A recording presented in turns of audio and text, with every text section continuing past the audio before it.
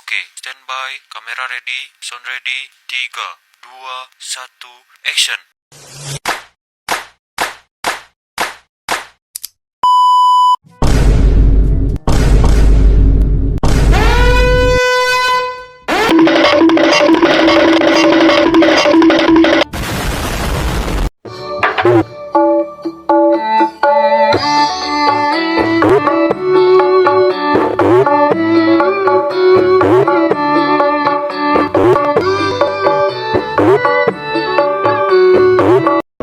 Semuanya, kalau kamu pikir komputasi numerik itu cuma soal angka dan rumus yang bikin ngantuk, tunggu dulu, karena sebenarnya di balik barisan angka itu ada logika dan cara berpikir yang keren banget. Perkenalkan, nama saya Tiara Sofia Makanoneng dengan nomor induk mahasiswa 5520124011 dari program studi teknik informatika. Di video ini, saya bakal nunjukin hasil UTS komputasi numerik. Mulai dari penjelasan konsep sampai penerapan coding Python yang pastinya seru banget buat disimak.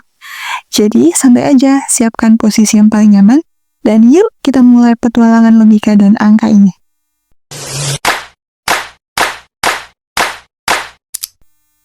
Baik, jadi hari ini dan kesempatan ini, saya mau sharing tentang dua hal penting dalam komputasi numerik, yaitu yang pertama ada konsep dasar seperti error, angka penting, dan floating point. Kemudian yang kedua ada penerapan metode numerik di Python, khususnya metode bisection, regular falsi, dan interpolasi linear. Tujuannya supaya kita nggak cuma tahu rumus, tapi juga paham kenapa struktur program dibuat seperti itu, dan bagaimana komputer memproses angka secara akurat.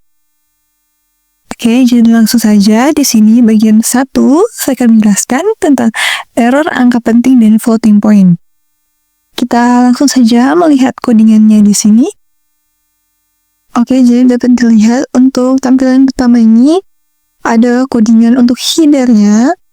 Nah, saya akan menjelaskan untuk codingan header ini. Yang pertama di sini di baris pertama ada import math, di mana perintah ini memanggil library bawaan Python bernama math yang berisi fungsi-fungsi matematika seperti pi, i, eksponensial, dan faktorial. Nah, tanpa library ini, kita nggak bisa menghitung nilai-nilai matematika secara tepat. Kemudian, di baris selanjutnya, kita akan menampilkan judulnya, yaitu soal-soal error, angka penting, floating point. Nah, di sini ada tanda sama dengan kali 70 atau sama dengan bintang 70, yang berarti di mana karakter sama dengan itu akan diulang sebanyak 70 kali. Jadi semacam garis pembatas agar hasil di terminal nanti terlihat rapi. Oke, kita langsung masuk ke soal 1. Nah, untuk tampilan soal 1, codingannya adalah seperti ini. Nah, ini adalah keseluruhan codingannya. Sekarang mari kita bahas codingan ini per baris. Oke, jadi yang pertama di sini ada nilai eksak sama dengan math pi, dan di bawah ada nilai approx sama dengan 22/7. Nah, ini kita bandingkan kedua nilai tersebut. Jadi pi dari library math dan pendekatannya 22/7. Lanjut, kita akan menghitung errornya di bawah. Jadi fungsi absolut itu artinya nilai absolut supaya hasilnya selalu positif.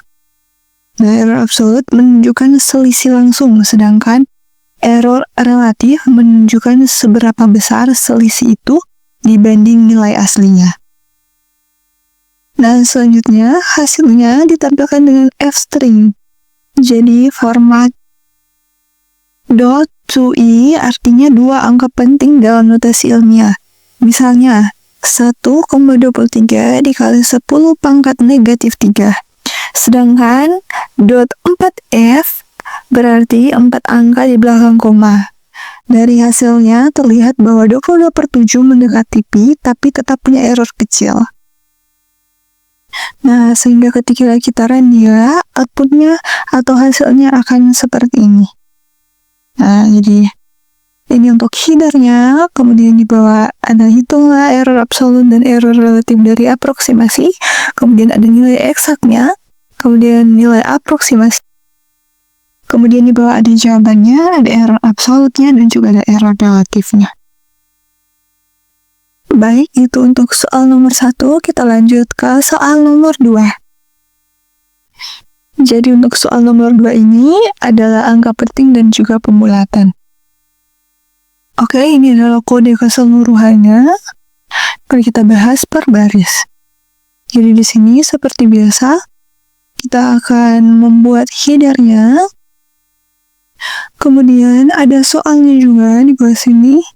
Dan kita masuk ke angka ini, angka A, B, C, angka underscore A, underscore B, underscore C. Jadi di sini kita menggunakan fungsi round. Itu untuk membulatkan angka. Jadi tanda koma itu memisahkan dua argumen, yaitu angka yang ingin dibulatkan dan juga jumlah digit pembulatan. Contohnya pada yang angka A, angka underscore A ini round 0,0045 sekian, 6 itu artinya angka itu dibulatkan hingga 6 angka di belakang koma. Tujuannya adalah menampilkan angka dengan 4 angka penting agar hasilnya tetap akurat tapi tidak terlalu panjang. Angka selanjutnya di sini outputnya ditulis dengan notasi ilmiah menggunakan simbol pangkat 10 yaitu tanda kali dan angka berpangkat. Jadi simbol digunakan untuk menunjukkan hasil setelah pembulatan. Dengan begitu angka penting bisa terlihat jelas dan tidak menyesatkan hasil perhitungan. Nah, setelah itu kita akan melihat hasil outputnya. Nah, ini setelah kita run dia, outputnya akan seperti ini. Dimana di situ ada soal-soalnya yang diminta untuk membulatkan bilangan-bilangan tersebut ke 4 angka penting. Sehingga setelah kita melakukan pemrograman tadi, maka jawabannya adalah seperti ini. Baik, kita lanjut ke soal nomor 3, yaitu floating point atau perbedaan presisi. Jadi seperti biasa, kita akan mencetak dulu headernya. Kemudian kita mencetak soalnya atau suruhannya. Setelah itu baru kita mulai pada X double sama dengan 0,1 dan X single, X underscore single bawah. Jadi di sini kita bandingkan dua jenis presisi, yaitu double dan single precision. Jadi 0,1, 0.1 disimpan secara default dengan presisi ganda atau 64 bit, sedangkan perintah float, kurung buka, tanda kutip, kurung awal, titik 2, dan seterusnya itu memotong nilai hanya sampai 7 digit signifikan untuk mensimulasikan presisi tunggal atau 32 bit. Jadi tanda kutip titik 2.7 G adalah format string yang menentukan jumlah digit signifikan. Lanjut, kita tampilkan dua versi angka 0.1 dengan jumlah digit berbeda. Jadi maksud dari titik 17F itu menunjukkan 17 angka di belakang koma supaya perbedaan terlihat. Dan absolut X underscore double kurang X underscore single itu menghitung selisihnya. Jadi tanda kurang di sini berarti pengurangan. Sehingga hasilnya menunjukkan bahwa 0.1 tidak bisa disimpan dengan sempurna oleh komputer karena representasi biner tidak cocok dengan desimal. Kita lihat pada output atau hasil runnya di sini. Nah, ini adalah outputnya, di mana bandingkan perubahan nilai dengan single versus double precision. Dan di sini kita dapat melihat perbandingannya pada output di sini, perbandingan antara double precision dan juga single precision. Nah, bagian soal keempat, deret Taylor dan error pemotongan. Seperti biasa, kita akan print dulu headernya dan soalnya. Kemudian kita mulai dari X, di mana X di sini kita akan menghitung I pangkat 0,5. Jadi tanda sama dengan lagi-lagi digunakan untuk memberi nilai. Jadi fungsi math eksponensial X menghitung nilai eksak dari I pangkat X. Lanjut, pada bagian ini kita memakai perulangan for. Jadi tanda titik 2 menunjukkan awal blok perulangan. Jadi step N adalah jumlah suku yang digunakan dalam deret Taylor. X bintang K berarti pangkat, kemudian math faktorial K berarti faktorial, dan tanda for K in range membuat jumlah dari suku pertama sampai ke N. Semakin besar N, semakin kecil errornya. Nah, bagian ini menunjukkan bagaimana error pemotongan terjadi jika deret kita hentikan lebih cepat. Nah, setelah membahas pembahasan tadi, mari kita lanjut ke pembahasan yang kedua, yaitu tentang persamaan nonlinear dengan metode bisection dan regula Falsi. Oke, langsung saja. Ini tampilan kodenya. Kita akan bahas satu persatu. Jadi pertama di sini ada import numpy snp dan import matplotlib .pilot splt. Nah, jadi di bagian paling atas ini saya mengimpor dua library penting, yaitu numpy atau np, itu digunakan untuk operasi matematis seperti pangkat atau akar. Kemudian yang kedua ada matplotlib atau plt, buat bantu menampilkan grafik kalau mau lihat posisi akar. Nah, pertanyaannya kenapa ini diimpor di awal? Karena ini bagian dasar dari program Python yang baik. Jadi kalau library-nya dikumpulkan di atas, kita langsung tahu program ini butuh apa saja sebelum dijalankan. Jadi lebih rapi dan profesional. Kemudian lanjut ke bagian definisi fungsi.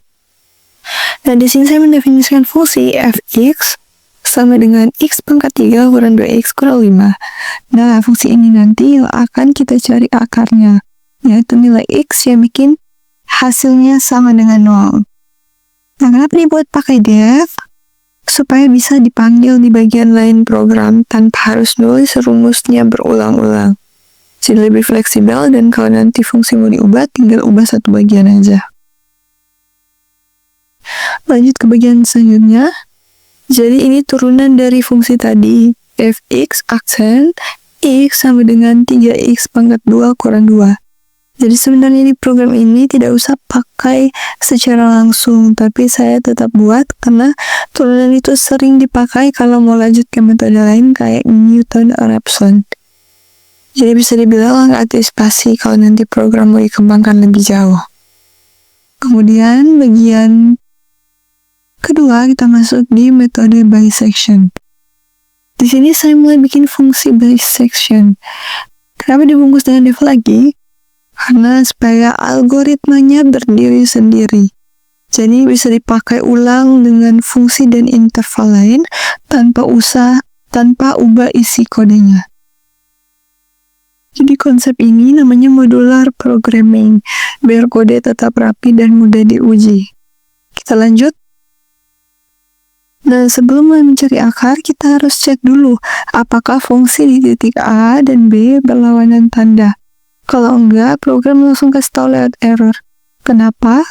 Karena metode bisection cuma bisa jalan kalau grafiknya memotong sumbu X di antara dua batas itu. Jadi kalau dua-duanya positif atau dua-duanya negatif, ya artinya akarnya nggak ada di situ. Lanjut, history. Nah, saya buat list kosong buat menyimpan semua hasil iterasi nanti. Tujuannya biar nanti bisa kita tampilkan prosesnya, bukan cuma hasil akhirnya saja. Lanjut untuk bagian ini, di sini mulai perulangannya. Jadi for I in range maksimal iterasi. Artinya program bakal jalan sampai maksimal 100 kali, tapi biasanya berhenti lebih cepat kalau akarnya udah ketemu. Kemudian untuk C sama dengan A plus A tambah B bagi 2, itu rumus untuk mencari titik tengah. Jadi tiap langkah kita potong intervalnya jadi 2 dan cek di mana posisi akar sebenarnya. Lanjut untuk bagian ini, setiap iterasi saya simpan datanya ke dalam dictionary. Jadi karena kita bisa simpan banyak nilai sekaligus kayak A, B, C, error dengan labelnya masing-masing, jadi pas mau ditampilkan tinggal panggil aja nama kuncinya, lebih mudah dibaca. Nah lanjut, ini syarat berhenti. Jadi kalau nilai fungsi di titik tengah udah deket banget sama 0 atau jarak A dan B udah kecil banget, berarti kita anggap akarnya udah ketemu. Dengan begitu, program nggak buang waktu iterasi lagi. Kenapa penting? Karena di metode numerik, efisiensi juga jadi pertimbangan. Nah lanjut, di sini bagian inti logika basic bisection. Jadi kita cek tanda dari FA dan FC. Kalau tandanya beda, berarti akar ada di antara A dan C. Maka batas kanan B digeser ke C. Kalau sama, berarti akar di sebelah kanan jadi batas kirinya A digeser ke C. Kemudian bagian ini, return C history. Setelah selesai, pusing ngembaliin dua hal. Yang pertama, C atau nilai akar hampiran, dan yang kedua, history atau riwayat perhitungan dari awal sampai akhir. Kenapa dua-duanya dikembalikan? Itu supaya kita bisa lihat bukan cuma hasil akhir, tapi juga proses konvergensinya. Baik, kita masuk ke bagian 3, yaitu tentang metode regula falsi. Jadi, metode regula falsi ini strukturnya hampir sama kayak bisection, tapi perhitungan C-nya beda. Nah, bagian ini, kalau bisection membagi interval secara tepat di tengah, maka metode regula falsi membagi berdasarkan kemiringan garis lurus yang menghubungkan dua titik, AFA dan BFB. Jadi rumusnya seperti ini. Bisa dilihat dalam codingan di bawah ini. Jadi kita gambar, logikanya begini, kita gambar garis lurus dari titik kiri dan kanan, lalu lihat di mana garis itu memotong sumbu X. Nah, titik potong itulah perkiraan akar baru. Karena regula falsi mempertimbangkan nilai fungsi, bukan hanya posisi tengah, dan hasilnya sering lebih cepat mendekati akar daripada bisection. Nah, setelah itu dicek. Pada bagian ini, sama seperti bisection, kita selalu memastikan akar tetap berada di antara dua batas yang tanda nilainya berbeda. Tapi bedanya, posisi batas baru lebih berat ke area yang benar, karena dipengaruhi nilai FA dan FB. Kemudian, pada bagian ini syarat berhenti tetap sama. Jadi kalau nilai fungsi sudah mendekati 0 atau intervalnya sangat kecil, berarti akar sudah cukup akurat. Jadi secara umum, regula falsi lebih cepat daripada bisection, karena langkahnya lebih adaptif. Namun, kalau nilai fungsi di salah satu ujung interval tidak banyak berubah, maka metode ini bisa jadi sedikit macet alias konvergensinya melambat. Makanya di beberapa kasus, kombinasi antara regula falsi dan bisection sering digunakan supaya hasilnya lebih stabil. Nah, kita lihat untuk output dari metode regula falsi ini. Kemudian yang terakhir adalah interpolasi linear. Seperti biasa, kita menggunakan dua library yang ada di atas ini, yaitu NumPy dan Matplotlib. Kemudian kita lihat di sini, fungsi di bawah ini digunakan untuk memperkirakan nilai di antara dua titik yang diketahui. Jadi bukan untuk mencari akar, tapi untuk menaksir nilai fungsi. Makanya dipisahkan dalam fungsi yang terpisah agar kodenya fleksibel dan bisa digunakan dalam kasus lain juga. Kita lihat untuk outputnya. Nah, ini untuk output dari metode bisection. Jadi pertama saya mencetak judul di konsol supaya jelas menggunakan kode. Selanjutnya, kita panggil fungsi bisection dengan interval 2,3. Terus hasilnya kita simpan kedua variabel root base untuk akar yang ditemukan dan his base untuk riwayat semua iterasi. Kemudian kita bungkus pemanggilan ini dengan try agar jika interval awal salah, misalnya FA dan FB punya tanda sama, kita bisa menangkap error dan menampilkannya dengan jelas. Nah, kemudian kita cetak akar yang ditemukan dengan kode print f akar yang ditemukan seperti yang di bawah ini. Nah ini menggunakan f-string agar angka tampil rapi di konsol. Selanjutnya, kita tampilkan seluruh iterasi yang terjadi. Dan di sini kita menampilkan nomor iterasi, interval A dan B saat itu, titik tengah C nilai fungsi di C, dan panjang interval sebagai error. Format .6f membuat angka tampil hingga 6 desimal supaya lebih rapi. Kalau ada error, kita tangkap dan cetak dengan accept value error SI di bawah ini, sehingga konsol akan menampilkan pesan jelas jika interval awal tidak valid. Lanjut kode pemanggilan yang kedua untuk output dari metode regulavasi. Nah, sekarang metode regulavasi. Prinsipnya sama, kita cetak judul dulu. Kemudian, kita panggil fungsi regulavasi dengan interval yang sama, dan simpan hasil ke root rf dan hist rf. Cetak akar yang ditemukan dengan print f akar yang ditemukan seperti di bawah ini, dan tampilkan semua iterasi seperti di bisection. Format outputnya sama sehingga kita bisa langsung membandingkan proses konvergensi kedua metode. Nah, jika terjadi error, tetap kita tangkap dengan accept agar pesan jelas muncul di konsol. Terakhir, kita lihat interpolasi linear. Pertama, cetak judulnya, kemudian kita tentukan dua titik yang diketahui, x1y1 dan x2y2. Serta titik target x_target yang ingin diestimasi.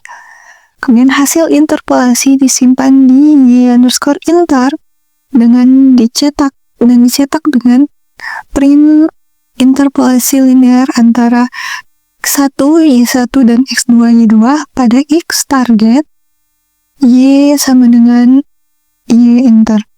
Dan ini langsung menampilkan estimasi y untuk X target secara rapi. Nah, dari output yang kita cetak, kita bisa melihat akar yang pertama, akar yang ditemukan tiap metode. Kemudian yang kedua, riwayat iterasi dan bagaimana metode konvergen. Dan yang ketiga, estimasi nilai interpolasi di titik tertentu. Nah, dengan menambahkan histori iterasi, kita bisa memahami proses perhitungan. Jadi bukan hanya hasil akhirnya. Ini penting untuk analisis numerik dan debugging.